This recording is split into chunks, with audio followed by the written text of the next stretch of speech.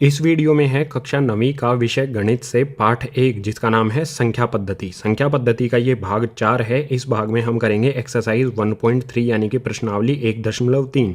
इससे पहले हम भाग 1 में पाठ का परिचय कर चुके हैं, भाग 2 में हम प्रश्नावली 1.1 कर चुके हैं, भाग 3 में हम प्रश्नावली 1.2 कर चुके हैं। ये भाग 4 है। पाठ 1 संख्या पद्धति के अन्य भागों के लिंक आपको मिल जाएंगे नीचे डिस्क्रिप्शन बॉक्स में। प्रश्नावली 1.3 में कुल 9 प्रश्न हैं। सभी 9 प्रश्नों को इसी वीडियो में सोल्व करेंगे। लास्ट तक देखना है। स्टार्ट करते हैं इसे नेक्स्ट पेज से।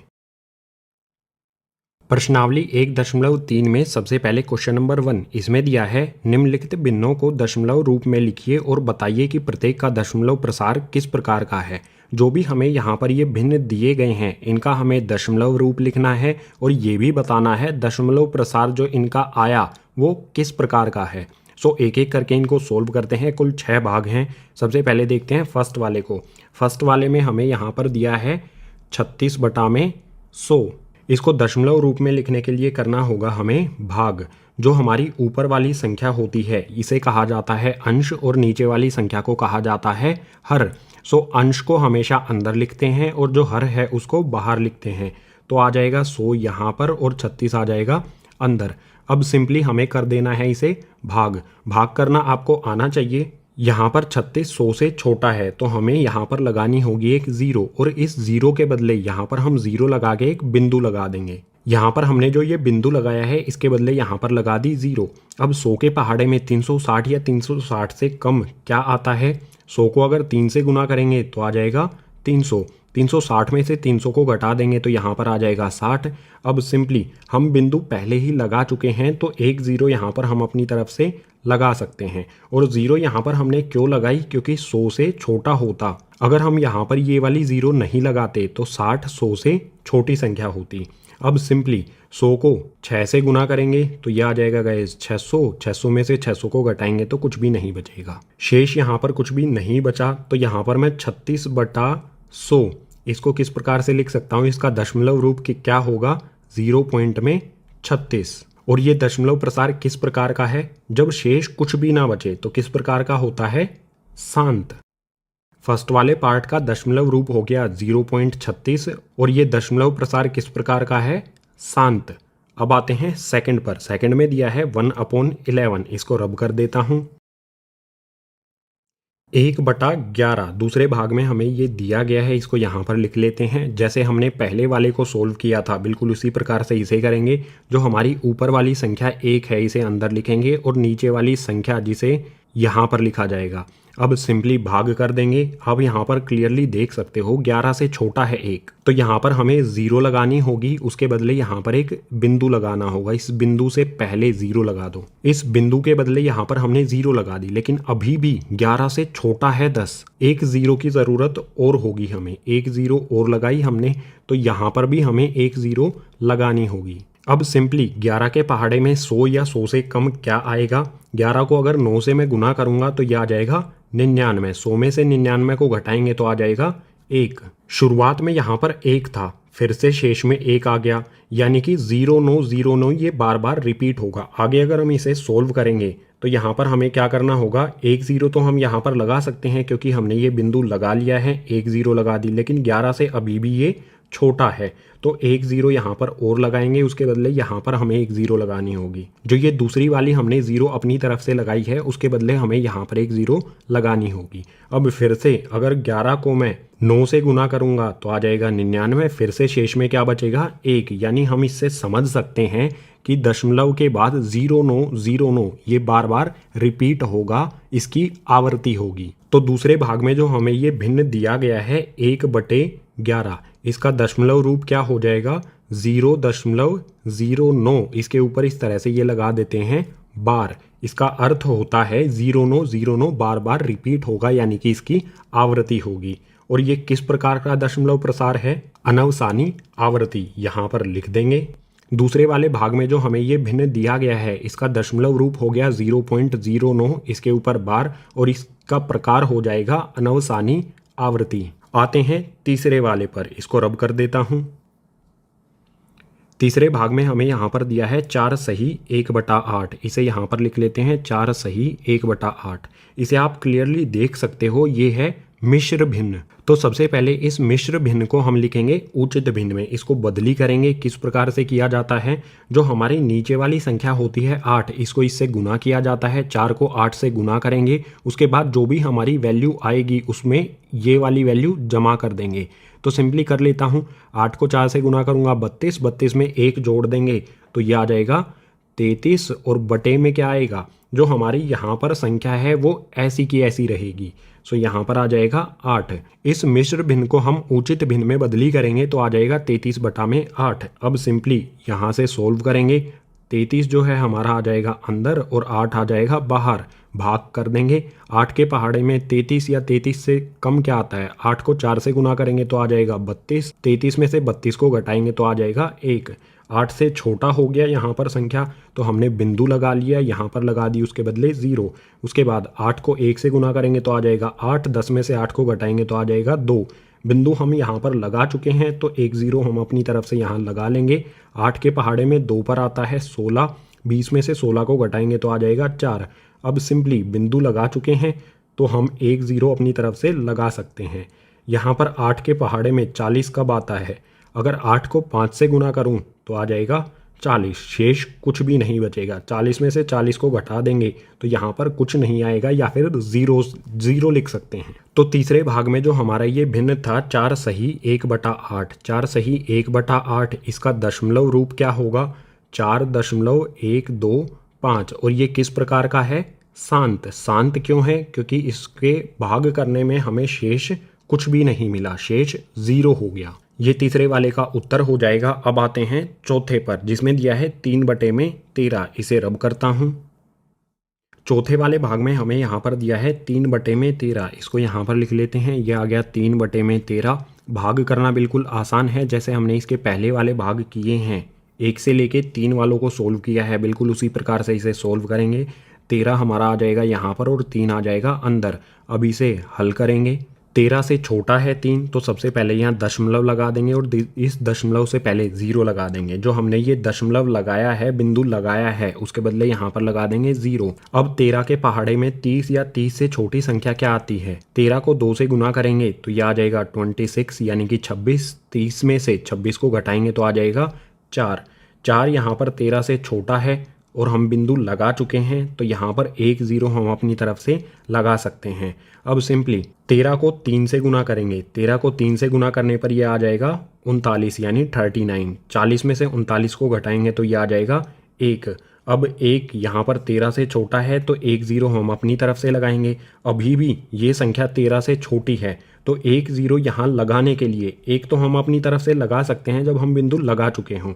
अब हमें कोई भी जो शून्य लगाएंगे वो यहाँ पर भी लगाना होगा, तो यहाँ पर एक शून्य लगाएंगे तो यहाँ पर भी एक शून्य आ जाएगा। अब 13 को 7 से गुना करेंगे तो यह आ जाएगा 91 यानी कि 91। 100 में से 91 को घटाएंगे तो यह आ जाएगा 9। 9 के पीछे हम अपनी तरफ से एक 0 लगा लेंगे। अब इसके बाद क्या करेंगे, 13 के पहाड़े में 6 पर आता है गाइज 78। 90 में से 78 को घटाएंगे तो यह आ जाएगा 12। इसके बाद जो हमारा हमने यहाँ पर किया है, 90 में से 78 को घटाया तो यह आ गया 12, यानी कि इससे आगे का भाग हमारा यहाँ से शुरू हो जाता है। यहाँ पर जो हमें ये संख्या मिली है ये 13 से छोटी है, तो 1 0 हम अपनी तरफ से लगाएंगे। अब 13 के पहाड़े में 9 पर आता है 117। 120 में से 117 को घटाएंगे तो यहाँ पर आ जाएगा 3।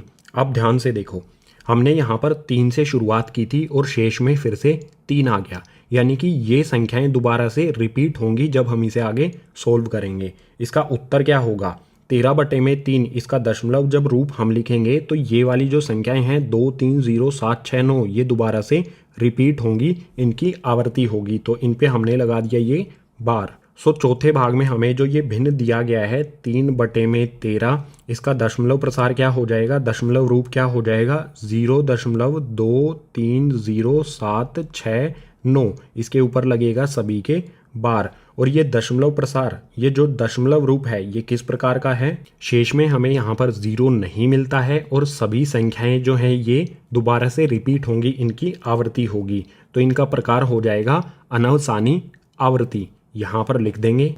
चौथे वाले भाग का दशमलव रूप हो गया ये और इसका प्रकार हो गया अनवसानी आवर्ती। आते हैं पांचवें भाग पर, इसमें दिया है 2/11। पांचवें भाग में जो हमें ये भिन्न दिया गया है इसे यहाँ पर लिख लेते हैं 2/11। 2 आ जाएगा अंदर, 11 से कर देंगे इसे भाग। 11 से छोटी संख्या है 2, तो यहाँ पर सबसे पहले एक बिंदु लगाएंगे, 0 इससे पहले लगा लेंगे। यहाँ पर जो हमने ये बिंदु लगाया है इसके बदले यहाँ पर लगा देंगे 0। 11 के पहाड़े में 20 या 20 से छोटी संख्या क्या होती है? 11 को 1 से गुना करने पर आ जाएगा 11। 20 में से 11 को घटाएंगे तो यहाँ पर आ जाएगा 9। इसके बाद इसके पीछे भी एक 0 हम अपनी तरफ से लगा लेंगे। 11 के पहाड़े में अब 11 को 8 से गुना करने पर यह आ जाएगा 88। 90 में से 88 को घटाएंगे तो आ जाएगा 2। आप देख सकते हो 2 से हमने शुरू किया था, 2 फिर से आ गया, यानी कि ये संख्या हमारी 181818 ये रिपीट होगी, इसकी आवृत्ति होगी। शेष में हमें कभी भी शून्य नहीं मिलेगा, यानी 2/11 इसका दशमलव रूप क्या हो जाएगा? 0.18 और इसके ऊपर बार। यहाँ पर लिख देते हैं 2/11 बराबर इसका दशमलव रूप क्या हो जाएगा? 0.18 और इसके ऊपर लग जाएगा बार। ये किस प्रकार का है? शून्य हमें 0 नहीं मिलता, शांत तो ये है नहीं, ये बार बार रिपीट होगा, यानी कि अनवसानी आवर्ती। यहाँ पर लिख देंगे। पांचवें भाग में जो हमें ये भिन्न दिया गया है 2/11 इसका दशमलव रूप हो गया 0.18 इसके ऊपर बार, और ये किस प्रकार का है? अनवसानी आवर्ती। अब क्वेश्चन नंबर 1 का छठा यानी कि लास्ट पार्ट देख लेते हैं। छठे वाले भाग में हमें यहाँ पर दिया है 329/400। इसे यहाँ पर लिखेंगे 329/400। अब सिंपली जैसे हमने 1 से लेके 5 तक किया है वही मेथड यहाँ पर अप्लाई करेंगे। जो हमारा ये 329 है इसको अंदर लिखेंगे और 400 से देंगे इसे भाग। यहाँ पर आप क्लियरली देख सकते हो 329 400 से छोटा है, तो यहाँ पर 0 लगाएंगे और इस 0 के बदले यहाँ पर हमें लगाना होगा एक बिंदु। अब 400 को 8 से गुना करेंगे तो ये हो जाएगा 3200। 3290, यहाँ पर 3290 है, इसमें से 3200 को घटाएंगे तो यहाँ पर आ जाएगा 90। इसके बाद अब क्या देख सकते हो आप, 90 छोटा है, हम बिंदु यहाँ पर लगा चुके हैं तो एक 0 यहाँ पर अपनी तरफ से लगा सकते हैं। अब सिंपली यहाँ पर 400 के पहाड़े में 2 पर 400 को 2 से गुना करेंगे तो आ जाएगा 800। 900 में से 800 को घटाएंगे तो ये बचेगा 100। अब फिर से यहाँ पर क्या हो रहा है, 400 से छोटा है 100, तो एक 0 हमने अपनी तरफ से लगा ली। अब सिंपली फिर से 400 के पहाड़े को 2 तक लेके जाएंगे, 400 को 2 से गुना करेंगे तो आ जाएगा 800। 1000 में से 800 चले गए तो बच जाएंगे यहाँ पर 200। 200 भी यहाँ पर 400 से छोटा है तो 0 लगा लेंगे एक अपनी तरफ से। अब 400 के पहाड़े में 2000 कब आएगा? 400 को अगर हम 5 से गुना करें तो यह आ जाएगा 2000। 400 के पहाड़े में 2000 कब आएगा? 5 से गुना करने पर। सो 2000 में से 2000 को घटाएंगे तो कुछ भी नहीं बचेगा शेष में। सो यहाँ पर जो हमें ये फ्रैक्शन दिया गया है, भिन्न को इंग्लिश में फ्रैक्शन कहते हैं, तो ये हमें जो ये भिन्न है 329/400 इसका दशमलव रूप क्या हो जाएगा? 0.8225। शेष हमारा कुछ भी नहीं बचा, तो ये जो दशमलव रूप है ये किस प्रकार का होगा? शांत। यही हो जाएगा हमारे क्वेश्चन नंबर 1 के छठे पार्ट का उत्तर। अब इससे आगे वाले क्वेश्चन नंबर 2 को सोल्व करने के लिए चलते हैं नेक्स्ट पेज पर। सो क्वेश्चन नंबर 2, इसमें हमें दिया है आप जानते हैं कि 1/7 बराबर में 0.142857 है। वास्तव में लंबा भाग दिए बिना क्या आप यह बता सकते हैं कि 2/7, 3/7, 4/7, 5/7, 6/7 के दशमलव प्रसार क्या हैं? हमें इस क्वेश्चन में 1/7 का दशमलव प्रसार ये दिया गया है। हमें बताना है इन सभी भिन्नों का दशमलव प्रसार बिना भाग किए। तो कैसे करेंगे? हल शुरू होता है यहाँ से। जो भी हमें दिया गया है 1/7 इसका दशमलव प्रसार क्या है? 0.1428557 ये हमें दिया गया है। तो सबसे पहले देखते हैं 2/7 इसका दशमलव प्रसार कैसे लिखेंगे बिना भाग दिए। यहाँ पर मैं लिखता हूँ 2/7। 2/7 को मैं और किस तरह से लिख सकता हूँ? 2/7 को मैं इस तरह से भी लिख सकता हूँ 2 गुना में 1/7। 7। 2 को 1 से गुना करूंगा तो ये 2 हो जाएगा और बटे में 7 ऐसा का ऐसा रहेगा। और हमें 1/7 का जो मान दिया गया है, दशमलव प्रसार दिया गया है, उसको यहाँ पर 1/7 की जगह पर रख देंगे। जो हमारी ये 1/7 की वैल्यू यहाँ पर दी गई है, इसको इस 1/7 की जगह पर पुट कर देंगे। सो यहाँ पर इक्वल्स का साइन लगाऊंगा, 2 ऐसा का ऐसा आएगा, गुना का साइन लगाऊंगा। अब यहाँ पर सिंपली 1/7 की जगह हमें 0.142857 रख देना है। सो यहाँ पर मैं लिख देता हूँ 0.142857। 2 को इस संख्या से हम गुना कर देंगे। 2 को इस संख्या से गुना करेंगे। सबसे पहले 2 को 7 से गुना करूंगा, 2 को 7 से गुना करूंगा, 2 सते 14, 4 आ जाएगा हासिल एक यहाँ पर। उसके बाद 2 को यहाँ पर मैं 5 से गुना करूंगा, 2 पंजे 10 और 1 यहाँ पर जोड़ेंगे तो ये हो जाएगा 11, 11 का 1 आ जाएगा, फिर से हासिल 1 आ गया। इसके बाद यहाँ पर 2 को मैं गुना करूंगा 8 से, 2 को 8 से गुना करूंगा, 2 अठे 16, 16 में 1 जोड़ेंगे तो ये हो जाएगा 17, 7 आ जाएगा, 1 हासिल फिर से आ गया। अब यहाँ पर 2 को इस 2 से गुना करेंगे, 2 को 2 से गुना करूंगा तो 4 और एक ये वाली संख्या हो जाएगा हमारा 5। अब फिर से हम गुना करेंगे, 2 से अब मैं 4 को गुना करूंगा, 2 को 4 से गुना करने पर आ जाएगा 8। अब 2 को फिर से गुना करूंगा मैं 1 से, 2 को 1 से गुना करूंगा तो ये आ जाएगा 2। उसके बाद बिंदु ऐसा का ऐसा और 0 हमारा ऐसा का ऐसा। बिल्कुल सिंपल है, 2 को हमें गुना कर देना है 0.142857 से, तो हमारी संख्या आ जाएगी 0.285714। यही हो जाएगा हमारा 2/7 का दशमलव प्रसार, और इसके ऊपर यहाँ पर बार भी लगा देंगे।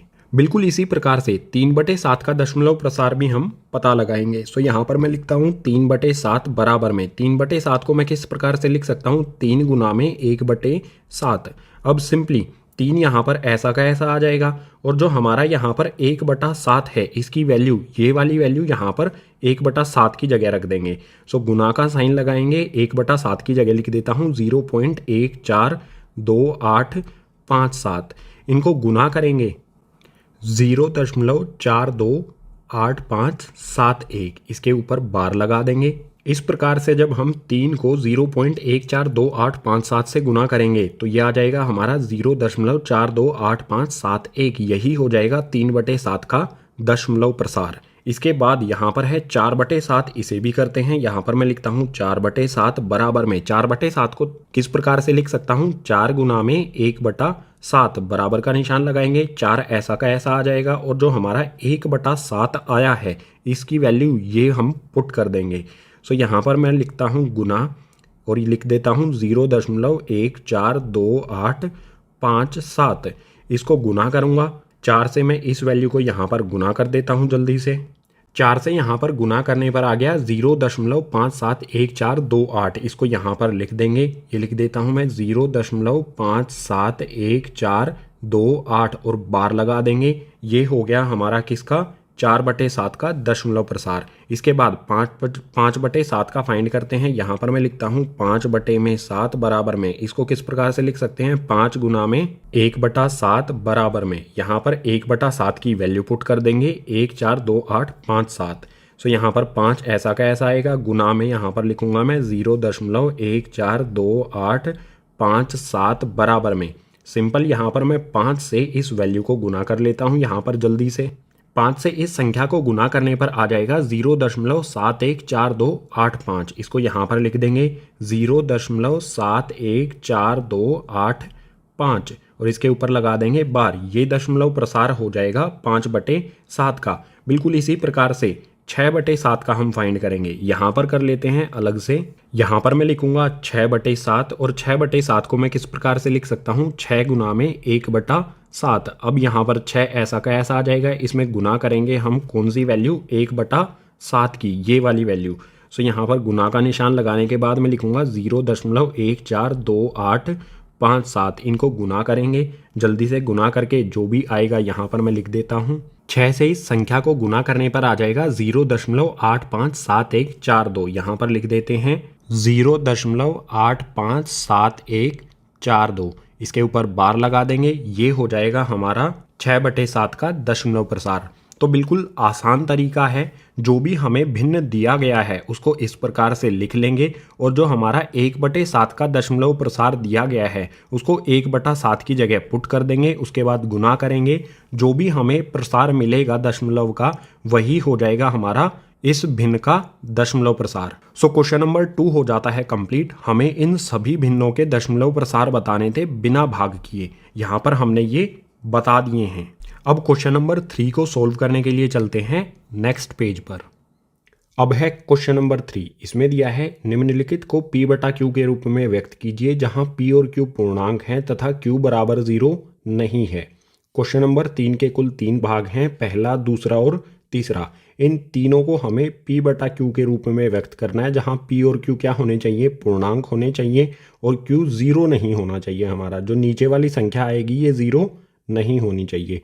तो सबसे पहले फर्स्ट वाले पार्ट को देख लेते हैं। इसका हल शुरू होता है यहाँ से। इसमें हमें दिया है, फर्स्ट पार्ट में हमें दिया है 0.6, 6 के ऊपर लगा है बार, और बार का मतलब क्या होता है कि 6 रिपीट होगा, बार बार इसके बाद 6 आएगा। सो सबसे पहले क्या करेंगे, मान लेंगे x बराबर में 0.6, बार को हटा देंगे। बार हटाने से क्या होगा, इसके बाद बार बार यहाँ पर 6 आ जाएगा। सो यहाँ पर लगा देते हैं 6 6 6 6, इस तरह से ये आगे चलता रहेगा। अब जो भी हमने ये लिखा है x बराबर में, ये माना है, यहाँ पर लिख भी देता हूँ माना x बराबर 0.6666, इस तरह से ये चलता रहेगा। इसको मान लेंगे हम अपना समीकरण पहला। इसके बाद क्या करेंगे, बार कितनी संख्या पे लगा है, एक संख्या पे, एक संख्या पे लगा है तो इसमें दोनों तरफ 10 से गुना करेंगे। तो यहाँ पर मैं लिख देता हूँ, दोनों तरफ 10 से गुना करने पर, समीकरण पहले में हम दोनों तरफ, इस साइड में x है, इसको 10 से गुना करेंगे तो ये हो जाएगा 10x। इसके बाद बराबर का साइन हमारा एज इट इज आ जाएगा। 0.6666 इसको हम करेंगे तो जो ये दशमलव है ये इस साइड में शिफ्ट हो जाएगा, एक इस 6 के पीछे चला जाएगा। 10 से गुना करने पर हमारी संख्या क्या आएगी, 6.6666, ये आगे इसी तरह से चलता रहेगा। 10 से गुना करने के बाद जो हमारा ये समीकरण आया है इसको मान लेंगे हम समीकरण नंबर 2। अब बिल्कुल आसानी से क्या करेंगे, दूसरे समीकरण में से पहले समीकरण को घटा देंगे। सो यहाँ पर मैं लिखता हूँ, दूसरे में से पहले को घटाएंगे। दूसरे में से घटाना है तो दूसरे को सबसे पहले लिखेंगे, दूसरा यहाँ पर ऊपर आ जाएगा। 10x बराबर में 6.6666, इसके बाद ऐसे ही डॉट डॉट लगा देंगे, बिंदु लगा देंगे। इसके नीचे पहले वाला लिख देंगे, पहले वाले को घटाना है ना, तो यहाँ पर आ जाएगा x बराबर में, पहले वाला क्या है हमारा 0.6666, इस तरह से। अब घटाओ यार, घटाने पर क्या आएगा, देखो सिंपल है, बिल्कुल घटाना बिल्कुल सिंपल है ना। 10x में से 1x को घटाएंगे तो यहाँ पर आ जाएगा 9x, बराबर का साइन लगाएंगे। दशमलव के बाद की संख्याएं देखो, इसमें दशमलव है, इसमें दशमलव है, दशमलव के बाद वाली संख्याएं बिल्कुल बराबर हैं तो इस साइड में हमारा कुछ भी नहीं आएगा, यानी 0.666 में से 0.666 को घटा देंगे तो कुछ भी नहीं बचेगा, लिखना ज़रूरी नहीं है। और यहाँ पर हमारा 6 है, 6 में से 0 को घटाएंगे तो ये आ जाएगा 6। हमने दूसरे समीकरण में से जब पहले समीकरण को घटाया तो हमारा आ गया 9x बराबर में 6। अब इसको हल करते हैं, यहाँ पर ले आता हूँ इसे, x की वैल्यू फाइंड कर लेंगे, x का मान यहाँ से हम निकालेंगे। x बराबर में हमारा 6, ये x हमारा यहाँ पर एज इट इज़ आ गया, इसके बराबर में आ जाएगा 6। x के साथ यहाँ पर गुणा में क्या है 9, 9 को दूसरी साइड में भेजेंगे तो ये हो जाएगा भाग में, नीचे आ जाएगा। अब 6 और 9 दोनों 3 के पहाड़े में आते हैं ना, दोनों 3 के पहाड़े में आते हैं तो इन्हें कैंसिल करेंगे। 3 के पहाड़े से 3 दूनी 6, 3 तिया 9। सो x की वैल्यू क्या आएगी हमारी 2/3। सबसे पहले जो हमें संख्या दी गई थी इसको x मान लिया, इसके बाद अगर बार 1 पे लगा है तो 10 से दोनों तरफ हमने गुना कर दिया, फिर दूसरे समीकरण में से पहले समीकरण को घटा दिया, उसके बाद x का मान हमने निकाल लिया। सो जो हमारी संख्या थी 0.6, इसके ऊपर बार लगा था, इस संख्या को हमें लिखना था p/q के रूप में, जहाँ पर q 0 नहीं होना चाहिए। तो ये लिख दिया हमने इसे p/q के रूप में 2/3। यहाँ पर हमारा q 0 नहीं है। ये हो जाएगा हमारा फर्स्ट वाले पार्ट का सॉल्यूशन।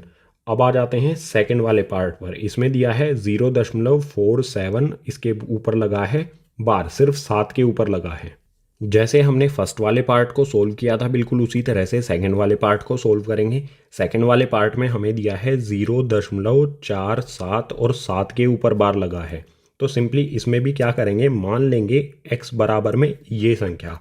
सो यहाँ पर मैं लिखता हूँ माना x बराबर में 0.47। अगर मैं बार हटाऊंगा इसका मतलब क्या होगा, 7 यहाँ पर इसके पीछे कई बार आएगा, बार बार आता रहेगा। ठीक है, तो यहाँ पर आ जाएगा 7, फिर से 7, फिर से 7, ये इसी तरह से आगे रिपीट होता रहेगा। इसके बाद यहाँ पर क्या करेंगे, जो हमारी ये माना है हमने x बराबर 4.7, इसको पहला समीकरण मान लेंगे। ये हमारा पहला समीकरण हो गया।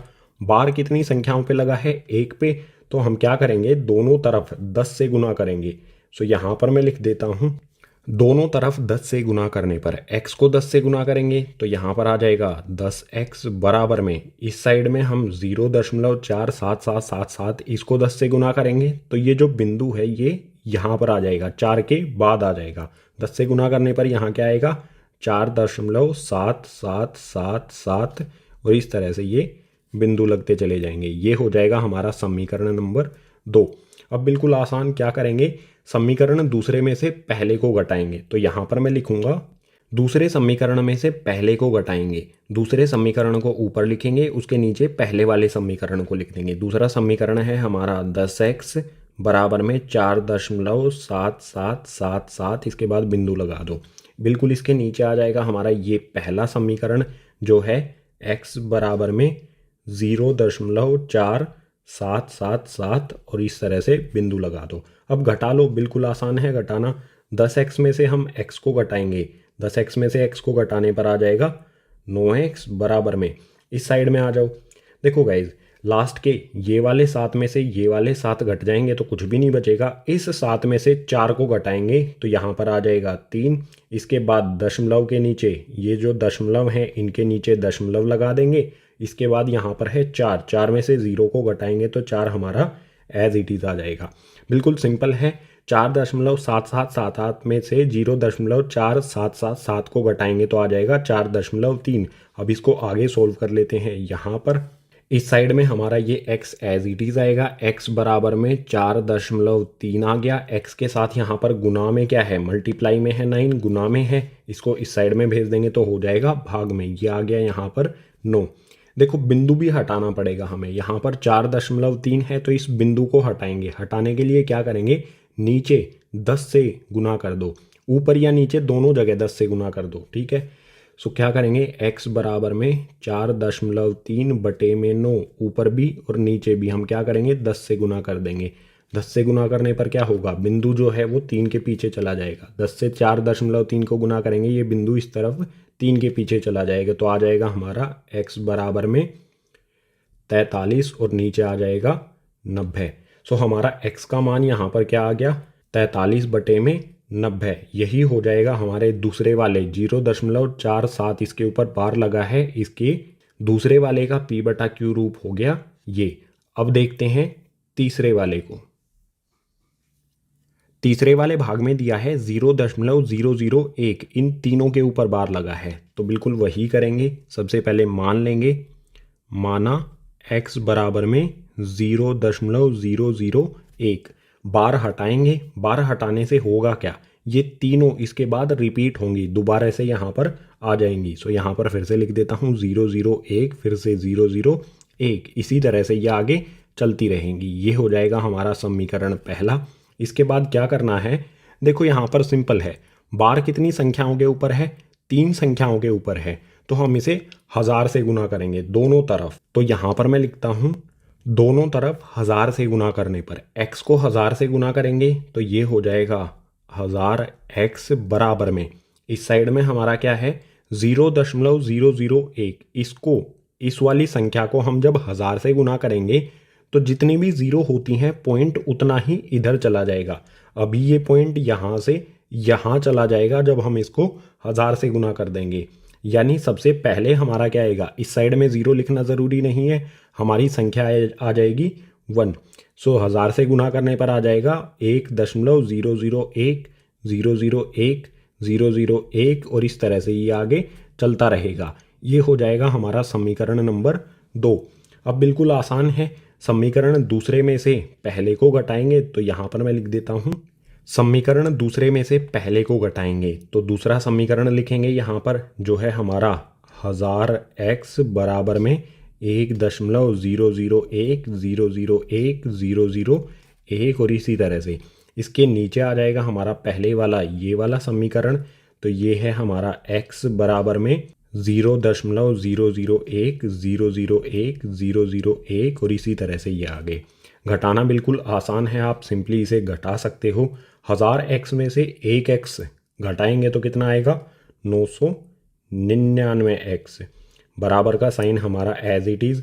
अब आप देख सकते हो यहाँ पर ये वाली संख्याएं बिल्कुल बराबर हैं एक दूसरे के, बिंदु के बाद वाली संख्याएं देखो बिल्कुल बराबर हैं, 001 यहाँ पर भी बिल्कुल सेम संख्याएं हैं।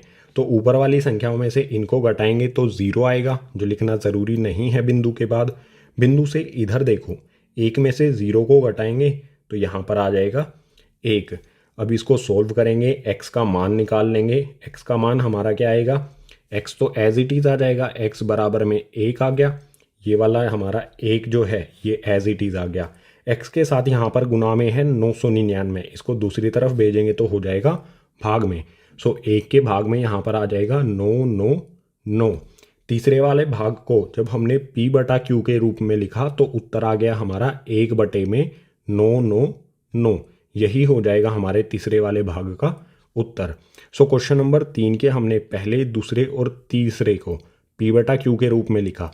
यहाँ पर आपको एक बात समझनी होगी, अगर एक संख्या के पीछे एक संख्या के ऊपर बार लगा है तो उसे 10 से गुना करेंगे, 2 के ऊपर बार लगा है तो उसे 100 से गुना करेंगे, 3 के ऊपर बार लगा है तो उसे 1000 से गुना करेंगे। अब है क्वेश्चन नंबर 4, इसमें दिया है 0.999 को p बटा q के रूप में व्यक्त कीजिए। क्या आप अपने उत्तर से आश्चर्यचकित हैं? अपने अध्यापक और कक्षा के सहयोगियों के साथ उत्तर की सार्थकता पर चर्चा कीजिए।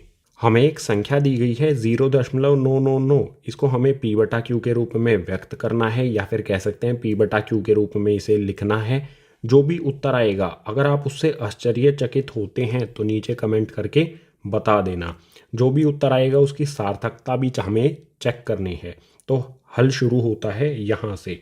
जो भी हमें संख्या दी होती है उसको p बटा q के रूप में लिखने के लिए सबसे पहले क्या करना होता है, मान लेते हैं। माना x बराबर में जो भी हमारी संख्या होती है ये है 0.9999, इस तरह से बिंदु लगा दो, ये हो जाएगा हमारा पहला समीकरण। अब क्या करेंगे, जो हमें यहाँ पर ये संख्या दी गई है हम इसको इस प्रकार से भी लिख सकते हैं 0.9 और 9 के ऊपर लगा देंगे बार। बार का मतलब क्या होगा, 9 यहाँ पर रिपीट होगा, यानी बार एक संख्या के ऊपर है और एक संख्या के ऊपर है तो हमें क्या करना होता है, इस समीकरण को 10 से गुना करेंगे। सो यहाँ पर मैं लिख देता हूँ, दोनों तरफ 10 से गुना करने पर x को 10 से गुना करेंगे तो ये आ जाएगा 10x बराबर में 0.999, इनको 10 से गुना करेंगे तो ये जो दशमलव है, बिंदु है, ये यहाँ आ जाएगा, इस 9 के पीछे चला जाएगा। 10 से गुना करने पर आ जाएगा हमारा 9.999, इस तरह से ये आ जाएगा। ये हो जाएगा हमारा समीकरण नंबर 2। अब बिल्कुल सिंपल है, समीकरण दूसरे में से पहले को घटाएंगे तो यहाँ पर मैं लिखता हूँ, दूसरे समीकरण में से पहले समीकरण को घटाएंगे तो दूसरा समीकरण ऊपर लिखेंगे, उसके नीचे पहला समीकरण। दूसरा समीकरण है हमारा 10x बराबर में 9.9999, इसके पीछे बिंदु लगा देंगे। इसके नीचे हमारा ये पहला समीकरण लिख देंगे जो है x बराबर में 0.9999 और इस तरह से बिंदु लगा लेंगे।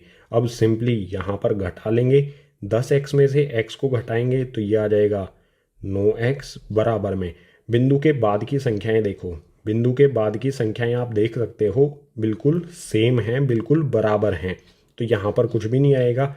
इस वाली संख्या में से ये वाली संख्या घटाएंगे तो आ जाएगा 0, जो लिखना ज़रूरी नहीं है बिंदु के बाद। बिंदु से इधर वाली संख्याएं देखो, यहाँ पर है 9, 9 में से 0 को घटाएंगे तो ये आ जाएगा 9। अब इसे आगे हल करेंगे, x का मान निकालेंगे, x यहाँ पर एज इट इज़ आएगा, x बराबर में 9 और x के साथ इस साइड में क्या है, ये 9 गुना में है, इसको दूसरी साइड भेजेंगे तो हो जाएगा भाग में। सो ये भाग में आ गया 9, 9 बटा 9, अगर इनको काटेंगे, 9 से 9 को काटेंगे तो आ जाएगा हमारा 1। x का मान क्या आ गया हमारा 1 आ गया। जब हम 0.999 इसको p/q के रूप में लिखेंगे तो आ जाएगा हमारा 1। ये हो जाएगा क्वेश्चन नंबर 4 का उत्तर।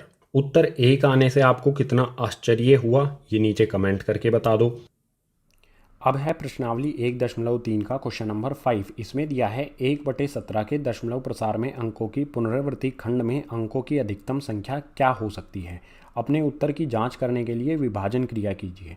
जब हम 1/17 का दशमलव प्रसार लिखेंगे तो इसमें अधिकतम कितनी संख्याएं हो सकती हैं, कितनी संख्याओं के बाद पुनरावृत्ति होगी, अंक जो हैं वो दोबारा से रिपीट होंगे, ये हमें पता लगाना है। और इसके लिए क्या करेंगे, इसको पता लगाने के लिए क्या करेंगे, विभाजन क्रिया यानी कि भाग। तो इसका हल शुरू होता है गाइस यहाँ से। क्या करना है, हमें विभाजन क्रिया करनी है यानी कि भाग करना है। तो इस तरह से हम एक ब्रैकेट बना लेंगे।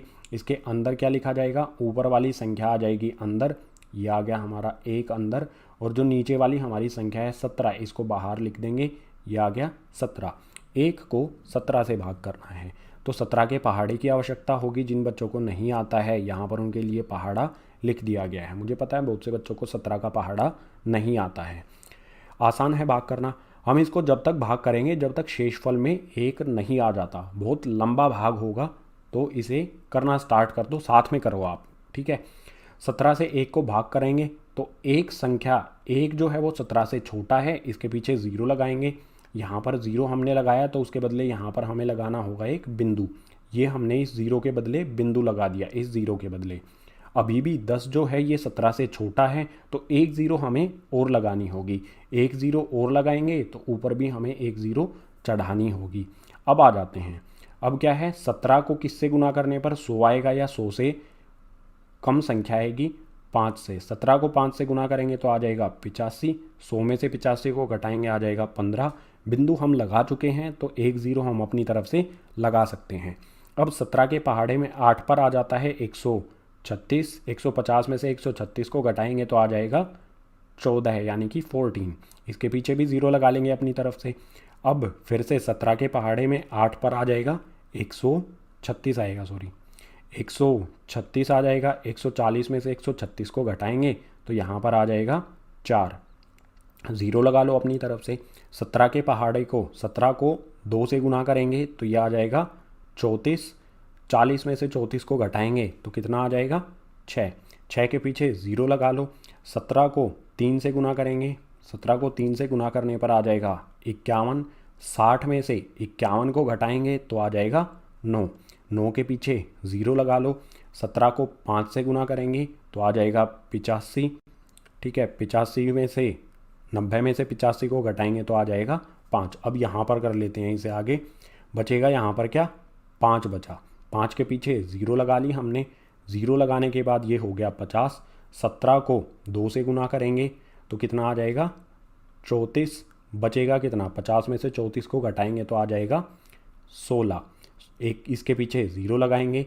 17 के पहाड़े में 9 पर 17 को 9 से गुना करेंगे तो आता है 153। 153 इसमें से घटाएंगे तो आ जाएगा 7। 0 लगा लो। 17 के पहाड़े को 4 तक लेकर जाएंगे तो यह आ जाएगा 68। 70 में से 68 को घटाएंगे तो यह आ जाएगा 2। 0 लगा लो। 17 को 1 से गुना करेंगे तो आ जाएगा 17। 20 में से 17 को घटाएंगे तो यहाँ पर आ जाएगा 3। 0 लगा लो इसके पीछे। फिर से 17 को 1 से गुना करेंगे तो यहाँ पर आ जाएगा 17। 30 में से 17 को घटाएंगे तो बचेगा 13। इसके पीछे 0 लगा लेंगे। 17 को यहाँ पर गुना करेंगे हम 7 से। 17 को 7 से गुना करने पर आ जाएगा 119।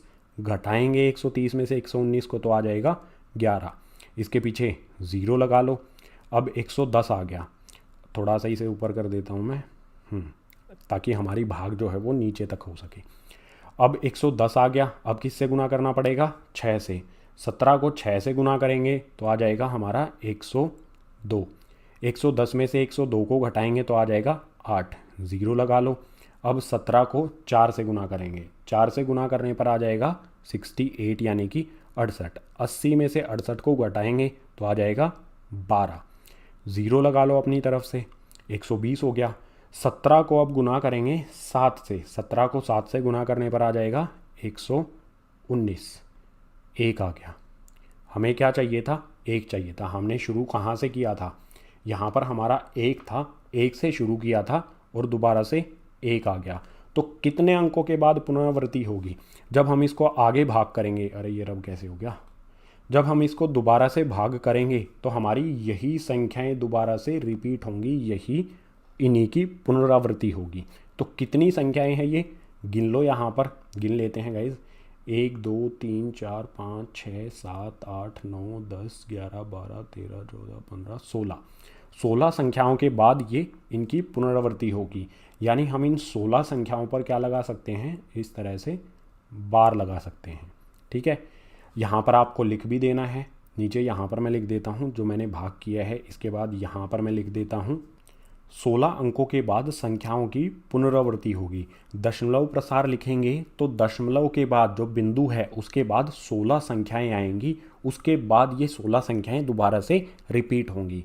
यानी कि इन 16 संख्याओं पर हम बार लगा सकते हैं। भाग हमें किस तरह से करना है, ध्यान रखना है। जब भी हमें इस तरह का क्वेश्चन दिया हो, जब हम जिससे भी हम शुरू करेंगे, एक से शुरू करेंगे तो दोबारा से एक जब तक नहीं आ जाता है, दोबारा से एक नहीं आ जाता है, तब तक इस भाग को हमें शुरू मतलब जारी रखना होगा। दोबारा से एक आ जाएगा तब हमारा ये जो आंसर है ये आएगा।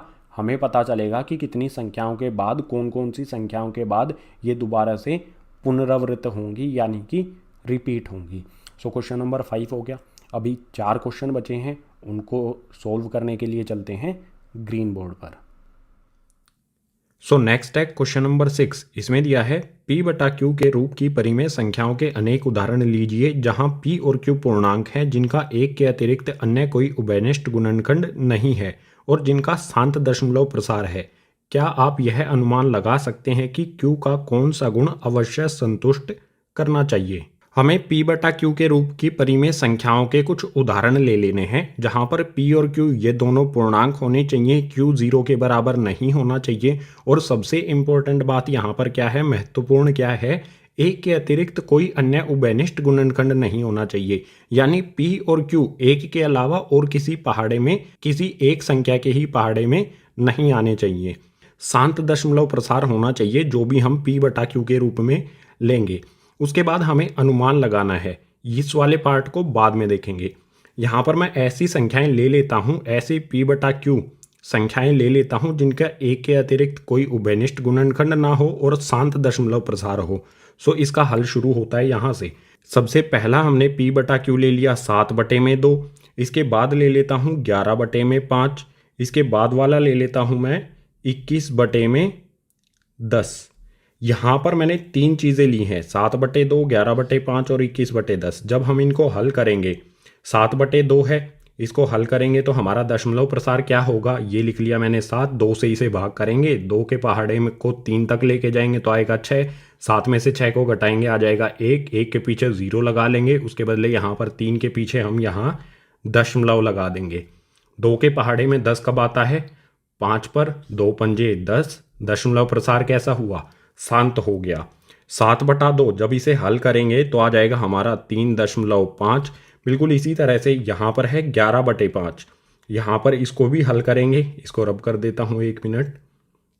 11/5 को हमें हल करना है तो ये आ गया 11। 5 से इसे भाग करेंगे, 5 दूनी 11 के नीचे आ जाएगा 10। 11 में से 10 को घटाएंगे तो आएगा 1। 1 के पीछे अपनी तरफ से लगाएंगे 0, उसके बदले 2 के पीछे दशमलव लगाएंगे। ये हमने दशमलव लगाया, उसके बाद उसके बदले यहाँ पर 0 लगाई। 5 के पहाड़े में 10 कब आता है, 2 पर। 5 दूनी 10, 10 में से 10 गए तो कुछ भी नहीं बचा, या फिर कह सकते हैं 0। उत्तर क्या आया हमारा, 2.2। 11/5 को सोल्व करने पर आ गया 2.2। इसी तरह से 21/10 को हल करेंगे, यहाँ से रब करके 21/10 को हल करते हैं। 21 आ जाएगा अंदर और 10 आ जाएगा बाहर। 10 को 2 तक लेके जाएंगे, 10 दूनी हो जाएगा 20। 21 में से 20 को घटाएंगे आ जाएगा 1। 1 के पीछे अपनी तरफ से 0 लगा देंगे, उसके बदले यहाँ पर दशमलव लगाएंगे।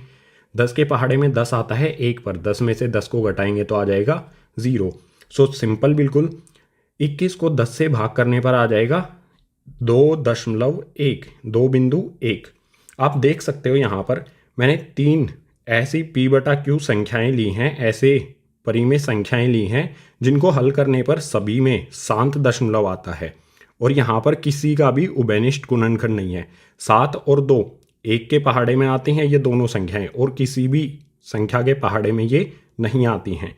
11/5, 11 और 5 1 के अलावा और किसी पहाड़े में नहीं आते हैं। इसी तरह से 21 और 10 ये दोनों संख्याएं भी 1 के पहाड़े के अलावा किसी भी और अन्य पहाड़े में नहीं आती हैं। तो यहाँ पर आप देखो सभी का दशमलव प्रसार कैसा आया है, शांत आया है।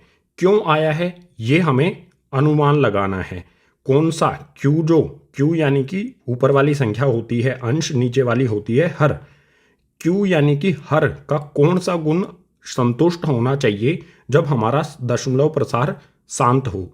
तो सबसे महत्वपूर्ण चीज अब आती है। हमने यहाँ पर कौन कौन सी संख्याएं ली हैं, 2 लिया है, 5 लिया है और 10 लिया है। तो जब हमारा Q बराबर में 2 हो या फिर 5 हो या फिर 2 के पहाड़े में आने वाली कोई भी संख्या या फिर 5 के पहाड़े में आने वाली कोई भी संख्या या फिर 2 और 5 का गुणनफल, 2 और 5 का गुणनफल हम इस तरह से लिख सकते हैं।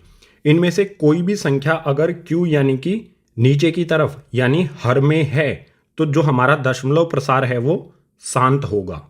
दोबारा से बता देता हूं, नीचे यानी कि हर में 2 या फिर 2 के पहाड़े में आने वाली कोई भी संख्या हो, 5 या फिर 5 के पहाड़े में आने वाली कोई भी संख्या हो, या फिर 2 और 5 इन दोनों संख्याओं का गुणनफल हो, या फिर 2 के पहाड़े में आने वाली कोई भी संख्या और 5 के पहाड़े में आने वाली कोई भी संख्या, इनका गुणनफल हो, तो हमारा दशमलव प्रसार हमेशा शांत आएगा।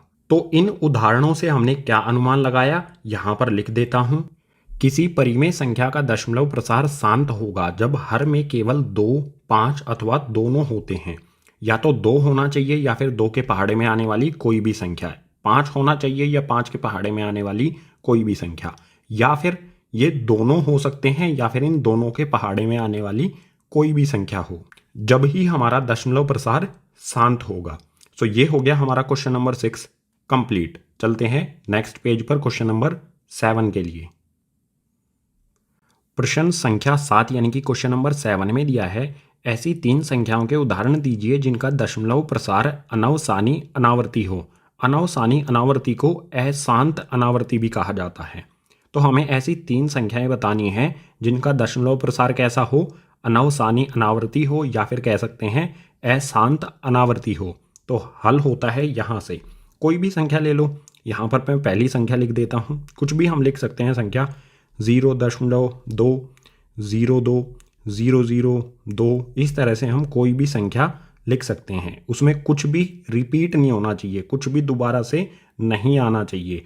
हमें हमेशा एक नया पेयर लेना है। जैसे यहाँ पर देखो, पहले 20 आया, 200 आ गया, 2000 आ गया, इसके बाद यहाँ पर इसके पीछे 3 की बजाय 4 0 लगा दो, ठीक है। फिर इस तरह से कर दो, बिंदु बिंदु लगाते चलो, यानी ये संख्या आगे इसी तरह से बढ़ती जा रही है, ये इसका कहीं भी अंत नहीं है। इसी तरह से और भी संख्याएं हम लिख सकते हैं। यहाँ पर दूसरी संख्या में लिख देता हूँ 0.1211, उसके बाद फिर से 2, 1 1 1, फिर से 2, फिर से यहाँ पर लगा दो 4 बार 1, फिर लगा दो 2। इस तरह से हम बहुत सारी संख्याएं लिख सकते हैं। हमें 3 लिखनी है तो यहाँ पर तीसरी संख्या भी लिख देता हूँ मैं। तीसरी संख्या हम यहाँ पर लिख देंगे 0.102, सॉरी एक सेकेंड गाइज, 2 आ जाएगा यहाँ पर, उसके बाद 0 3, फिर 0 4, 0 5, 0 6, इस तरह से ये आगे बढ़ती रहेगी, इसका कहीं भी अंत नहीं होगा। यहाँ पर आप देखो, किसी पे बार लगाया जा सकता है, ऊपर बार भी नहीं लगाया जा सकता है, क्योंकि यहाँ पर 20 आता है, फिर 200 आ जाता है, फिर 2000, यहाँ पर 20,000। बिल्कुल इसी तरह से यहाँ पर 12, 112, 1012, 1112, यहाँ पर 11,112। इसी तरह से यहाँ पर 10, 20, 30, 40, 50, इसी तरह से ये संख्या आएगी। और इसके आखिर में हमेशा हमें इस तरह से बिंदु लगा देने हैं ताकि उससे पता चले कि इन संख्याओं का कहीं पर भी अंत नहीं होता है, ये अनवसानी अनावर्ती हैं या फिर अशांत अनावर्ती हैं। सो क्वेश्चन नंबर 7 क्या ये हो गया हल। आप अनवसानी अनावर्ती यानी कि इस तरह की संख्याएं अपनी तरफ से भी लिख सकते हो, बिल्कुल कॉपी करने की ज़रूरत नहीं है, बहुत सारी संख्याएं होती हैं ऐसी।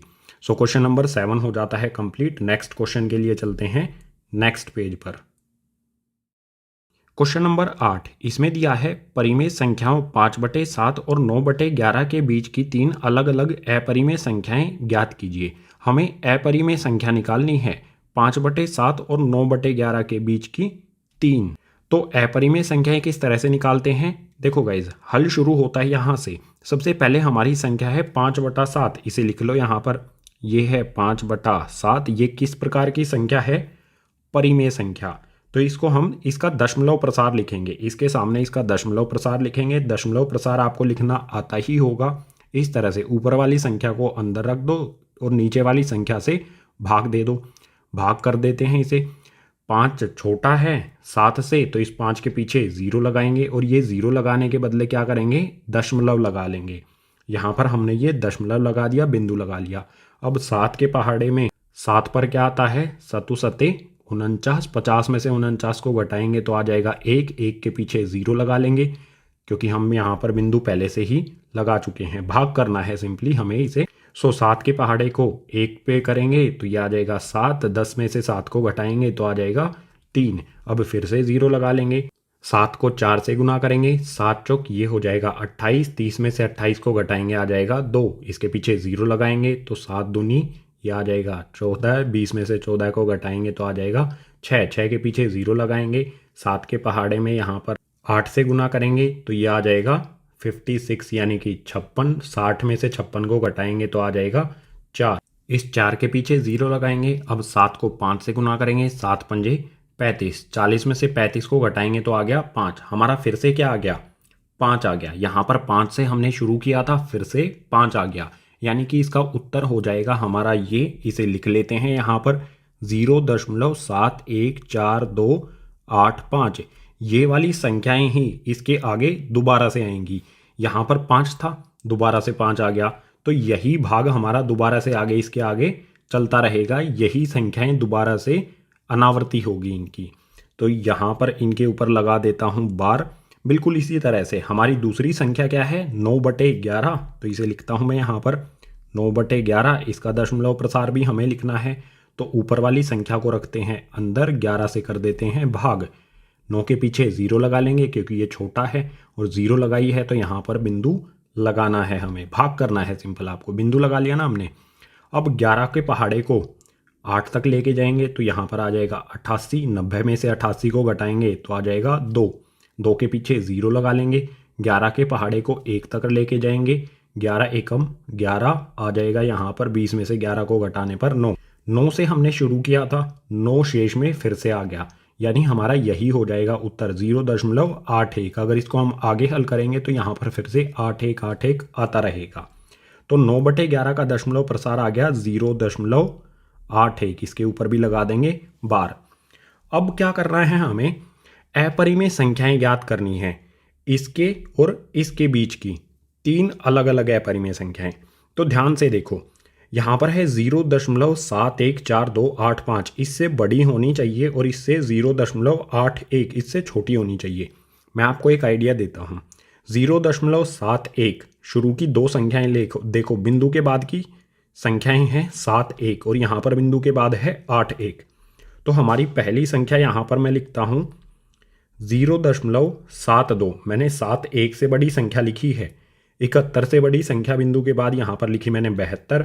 इसके बाद इस तरह से लिख दो 0 72 0 0 72 0 0 0 72 और बिंदु लगा दो इस तरह से। ये हमारी हो गई पहली अपरिमेय संख्या। इस तरह से हम अनेकों संख्याएं लिख सकते हैं इन दोनों संख्याओं के बीच में।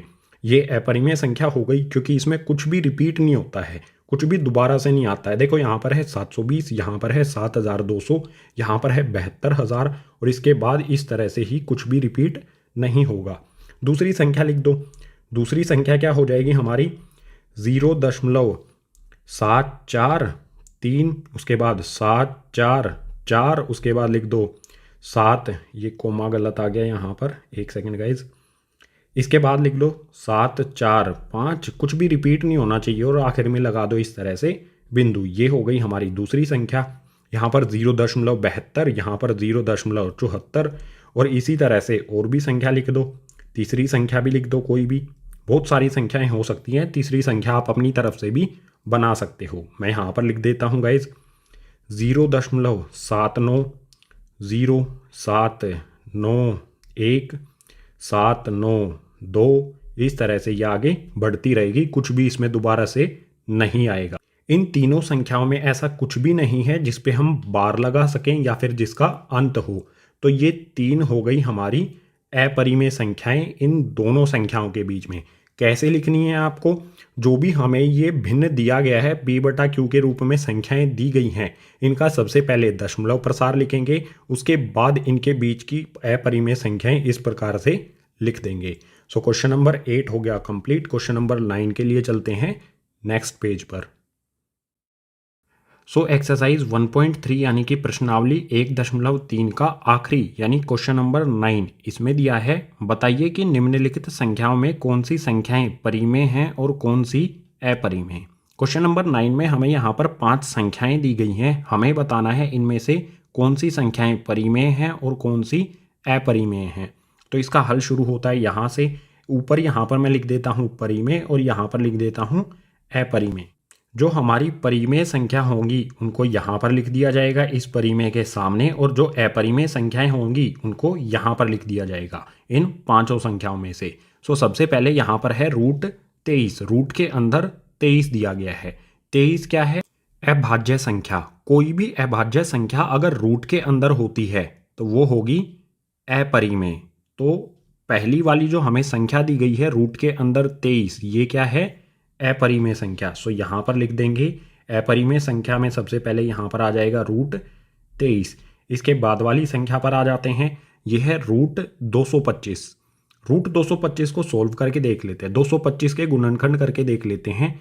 2 2 5, यहाँ पर इस तरह से इसके गुणनखंड कर देते हैं। सबसे पहले 5 से करूँगा, 5 चौके 20, उसके बाद 5 पच्चे 25, फिर से 5 से करूँगा तो ये आ जाएगा 5 × 45, फिर 3 से करूँगा तो ये जाएगा 3 पर, उसके बाद 3 से करूँगा तो आ जाएगा 1 पर।